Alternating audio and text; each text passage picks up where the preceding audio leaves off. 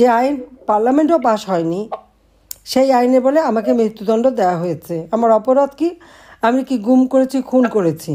আমার প্রশ্ন হচ্ছে কাদের খুন করলাম? প্রত্যেকটা হত্যাকাণ্ড তো তার মেটিকুলাস ডিজাইনে করা। এটা তো তাদের ছিল লাশ ফেলো সরকার পড়বে। অধিকাংশ মারা গেছে যারা, কই আন্দোলনরত একটা নেতাও তো মারা যায়নি, তাদেরকে একটা আঁচড়ও লাগেনি। সাধারণ ছাত্রদের মেরে এরা এমন একটা সিচুয়েশন তৈরি করলো, আর সব আমাদের পর। আমি সমস্ত আহতদের চিকিৎসা, আমি থাকতে যতদিন প্রায় 34 জন শহীদ পরিবার, তাদের ডেকে এনে গণভবনে সান্ত্বনা দেওয়া, আর্থিক সহায়তা দেওয়া এবং ন্যায় বিচার যাতে পায়, আমি জুডিশিয়াল এনকোয়ারি কমিশন গঠন করেছি। ইউনূস এসে সেই এনকোয়ারি কমিশনকে কাজ করতে দেয়নি, কেন বন্ধ করলো?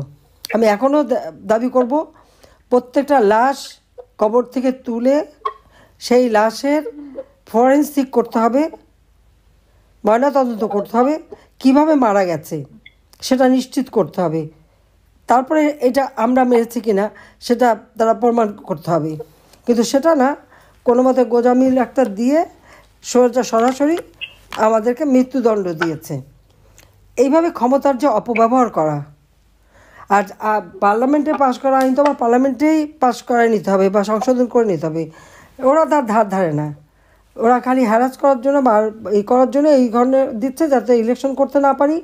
আর যেহেতু যুদ্ধাপরাধীদের আমি বিচার করেছি, সেই জন্য আমাকেও সেই বিচারটা, এটা সম্পূর্ণ রাজনৈতিক প্রতিহিংসা, তাছাড়া আর কিছু না। আর এত দ্রুত বাংলাদেশের আইন আর কোর্ট কাছারি এত মানে এক্সপার্ট হয়ে গেল যে কি দ্রুত সময় পাস দিয়ে দিল। আপনারা দেখছেন চিফ প্রসিকিউটর আমার নামে যেসব অভিযোগ নিয়ে আসলো, মেট্রো রেলে আগুন, পৃথিবী ভবনে আগুন, সব নাকি আমি সন্ত্রাসী দিয়ে করিয়েছি। সন্ত্রাসীরা তো করেছে, তো কোনো সন্দেহ নাই, কিন্তু সেটা কারদের? ইউনূসের এনসিপি পার্টিরই এক নেতা নিজে স্বীকার করেছে, সে ইন্টারভিউ বলেছে যে মেট্রো রেলে আগুন এবং পুলিশ হত্যা না করলে তার বিপ্লব নাকি সফল হতো না। তার নিজেরা স্বীকার করছে তারা পুলিশ হত্যা করেছে, পুলিশ মেরে পা বেঁধে ঝুলিয়ে তাদেরকে মেরেছে। এবং মেট্রো রেলে আগুন, এক্সপ্রেসওয়েতে আগুন, বিটিভি ভবনে যে আগুন দিয়েছে সে নিজে স্বীকার করছে যে আমি আন্দোলনে ছিলাম, আমি এই করছি। সেটা সে বলছে যে নিজেই যে আগুন দিয়েছে, কত নম্বর গাড়ি পুড়িয়েছে সেটাও বলেছে। বিআরটিসি ভবনে যে আগুন দিয়েছে সে সেটা স্বীকার করেছে। এরা তো সবাই নিজেরা গর্বভরে কথা বলে বেড়াচ্ছে।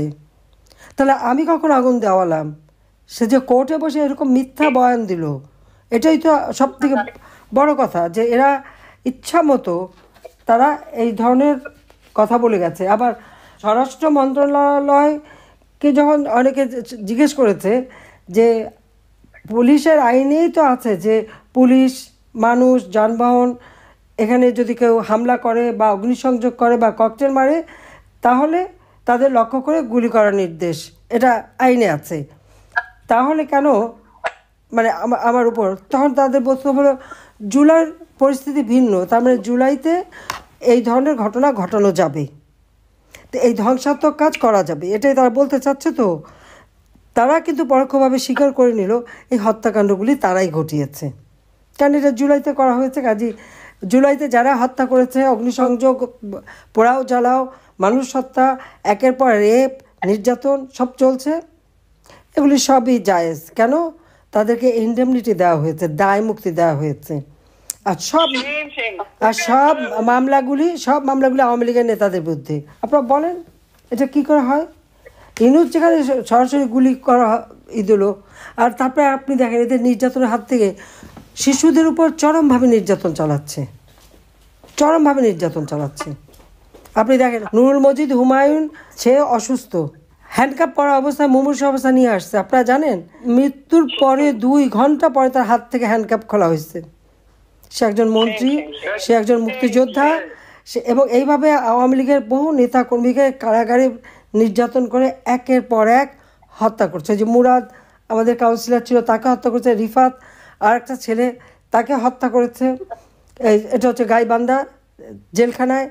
সারা বাংলাদেশের বিভিন্ন জেলে এরা একের পর এক আমাদের আওয়ামী লীগ নেতাদের উপরে নির্যাতন করে তারা এই হত্যাকাণ্ড করে যাচ্ছে। একটা ক্লাস 8-এর ছেলে, সে পরীক্ষা দিতে যাবে, পরের দিন পরীক্ষা, বাপ মার সাথে ঘুমাচ্ছে। এই কুমিল্লার ঘটনা আপনারা জানেন, বাড়িতে যে সেই ছেলেটাকে অ্যারেস্ট করে নিয়ে আসলো। অপরাধ কি? সে তারা ছাত্রলীগের সঙ্গে যুক্ত, সেই জন্য। অষ্টম শ্রেণীর ছেলে, সে তো তখনও ওইভাবে রাজনীতি শুরু করেনি, কিন্তু তাকে সেখানে নিয়ে এসে তার উপর নির্যাতন, এবং তাকে জামিন দেওয়ার জন্য যখন কোর্টে তোলা হলো, যখন এসবির 3 জন অফিসার তারা কোর্টে দাঁড়িয়ে জজ সাহেবকে বলে উপরের চাপ আছে, জামিন দেওয়া যাবে না। কোর্টে এসবি যে এইভাবে জজ সাহেবদের বলতে পারে বলেন? কারণ তার পক্ষে তো উকিলও আছে, আর ওদের পক্ষে উকিল আছে, তার এরা ওকালতিও করবে।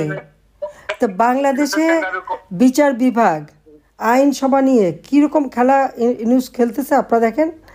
নরসিংদীতে আমাদের আর এক ছেলেকে ছাত্রদল অপহরণ করে তার বাপ যখন টাকা দিছে তখন তাকে ছেড়ে দিছে।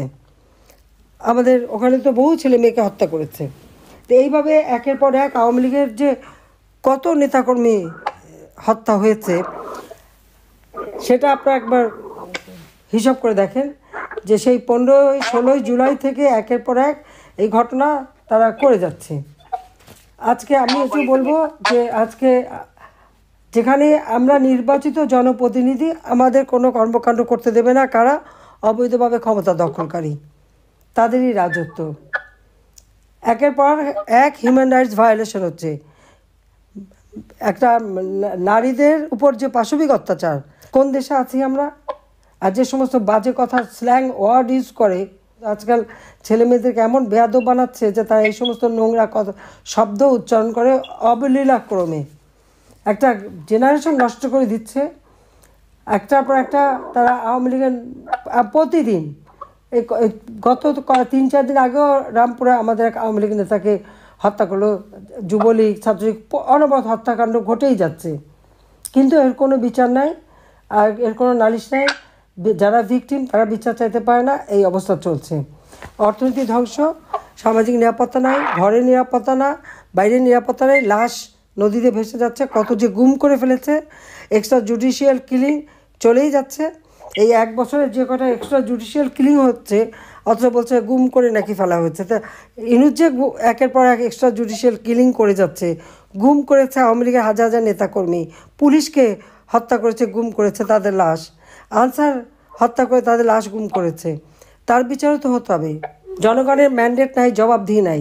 কাজে আমি আজকে এটুকু বলবো যে আপনারা যে প্রতিবাদ করছেন, আপনাদের প্রতি আমার ধন্যবাদ সবাইকে। আর সেই সাথে সাথে বলবো যে এই অন্যায়ের হাত থেকে দেশকে রক্ষা করতে হবে। এই খুনি জঙ্গি, সমস্ত জঙ্গিদের ছেড়ে দিয়েছে, জঙ্গিদের হাত থেকে দেশকে রক্ষা করার জন্য যেভাবে আপনারা আজকে দাঁড়িয়েছেন প্রবাসীরা, কারণ আমাদের কোনো নেতাকর্মীর কোনো আর্থিক সঙ্গতি নাই, তাদের নিঃস্ব করে দিয়েছে। ঘর বাড়ি জ্বালিয়ে পুড়িয়ে ব্যবসা প্রতিষ্ঠান, মানে মাছের খামার, গরু হাঁস মুরগি, ফলের বাগান, বাড়ি ঘর সব জ্বালিয়ে দিয়েছে। এখন ওয়ার্ড, ইউনিয়ন, উপজেলা, জেলা পর্যন্ত ঢাকা কারো কিছু নাই। অর্থনৈতিকভাবে পঙ্গু করে দেওয়া, আর মামলা, নারী শিশু কার উপরে বাদ নাই। আর এই যে শিশু নির্যাতন, এই শিশু নির্যাতনটা আরও তুলে ধরা দরকার, কারণ এরা যেভাবে মানে ছোট্ট বাচ্চা ছেলেরা তাদের উপরে নির্যাতন চালায়। কাজে এর প্রতিবাদ আমাদের করে যেতে হবে, গণতন্ত্র ফিরিয়ে আনতে হবে। আমাদের একটাই লক্ষ্য, যে গণতন্ত্রকে ফিরিয়ে আনা। যারা আমাদের বন্দী তাদের সবাইকে মুক্তি দেওয়া, বিনা বিচার সবাইকে আটক রেখেছে। আর এই যে মিথ্যা মামলা দিয়ে ফাঁসি দিয়ে, আমাদের আওয়ামী লীগের নাকি আরও 5 জনকে ফাঁসি দিয়ে মারবে, এটা নাকি তাদের একদম প্ল্যান। এখানে কোনো ন্যায় বিচারের বালাই নাই। আমার বিরুদ্ধে যে মামলা, আমি তো জানি না, আমি কখনো কোনো নোটিশও পাইনি, কিছুই পাইনি, বলতেও পারবো না। এখন ধরছে আমাদের ছেলে মেয়েকে, কেন 10 কাঠা জমি কিনেছি আমরা, একজন বড় অপরাধ করে ফেলেছি পূর্বাচলে, কারণ আমরা 10 কাঠা করে কিনেছি। ইউনুসের আছে 4080 কাঠা জমি পূর্বাচলে, রিসোর্ট করেছে। আর বঙ্গবন্ধু পরিবার, আমরা রেহানা, আমি আর আমাদের 4 ছেলে মেয়ে, 6 জন 10 কাঠা করে জমি নিয়েছি। মহা অপরাধ করে ফেলেছি আমরা, খুব বড় অপরাধ। কাজে জনগণের বিচার করবে, সেটাই আমরা চাই। যে আপনাদের ধন্যবাদ জানাচ্ছি যে আজকে যে নির্যাতন এবং মিথ্যা মামলা, আমাদের বাচ্চাগুলো একটাও যেখানে চাকরি করছে সেখানে দুর্নীতি দমন কমিশন দিয়ে তাদেরকে মিথ্যা অপবাদ দিয়ে দিয়ে চিঠি পাঠিয়ে তাদেরকে হয়রানি করে ছাড়ছে, অর্থাৎ জীবন জীবিকা করেও খেতে দেবে না তারা। বাবা মা ভাইকে সব হত্যা করেছে, আমাদের 2 বোনকে হত্যা করতে পারলো না, তাই আমাদের বাচ্চাদের উপর দিয়ে প্রতিশোধ নিচ্ছে। সবাইকে ধন্যবাদ। জয় বাংলা, জয় বঙ্গবন্ধু, বাংলাদেশ চিরজীবন।